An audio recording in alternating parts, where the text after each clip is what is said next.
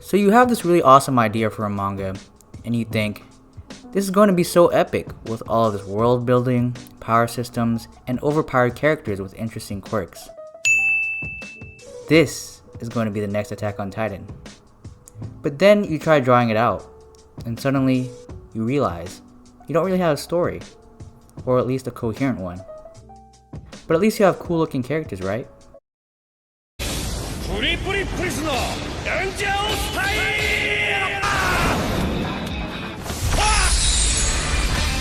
In this video, I'll talk about how to create a compelling premise for a story. I recently read Save the Cat, which is a screenwriting book on how to pitch your stories to movie studios to pick up for the big screen. The lessons from the book apply to all stories, but I want to talk about how it applies to manga and comics, as it's very useful to communicate and pitch your story to potential publishers who want to understand your ideas. Here's some background footage of me flipping through a storyboard or name for a one-shot I'm working on before I start with more concrete penciling. I just want to experiment with the layout and flow of the panels before I start to make sure it reads well. Now, a criticism I have for long-running manga is that a significant amount of titles can invite you in with gorgeous art, but as the story goes on for hundreds of chapters, the plot seems to extend a lot longer than it needs to, which really dampens the series. This is because of two major things. The story loses its structure and its identity. So how do you begin in creating a compelling story? Before you start and get complicated with your crazy power systems and unique world building, you need to be simple with an elevator pitch. A one sentence summarizing your whole story to communicate with anyone and get them interested. We'll call this a logline.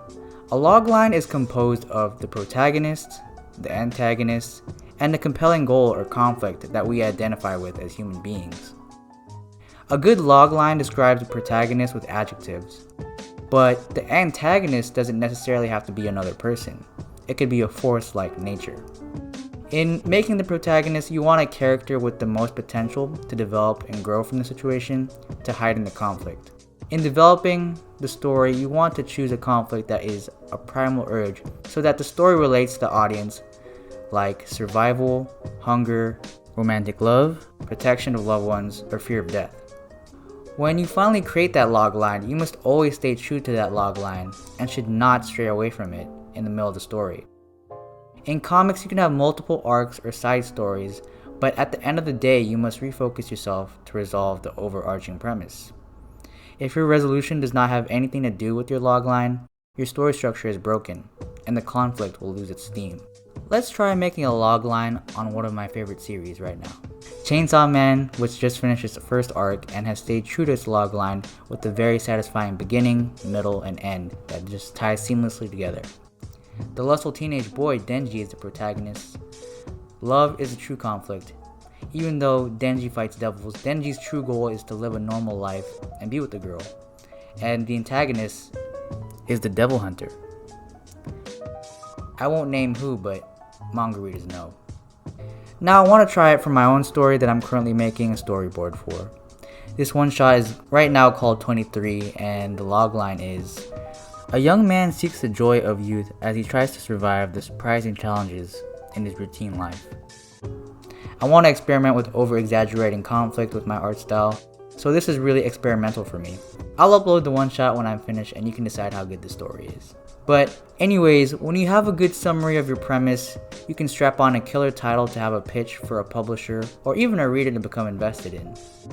The title should be something unique and catchy, not something super long like a light novel title. Then you can get to work on fleshing it out. But the overarching goal at the beginning is simplicity and structure. With that, we wrap up our video. If you found this content helpful, please consider leaving a thumbs up below and subscribe if you want to see more content about creating comics and manga. If you want to follow my other social media and work, the links are in the description.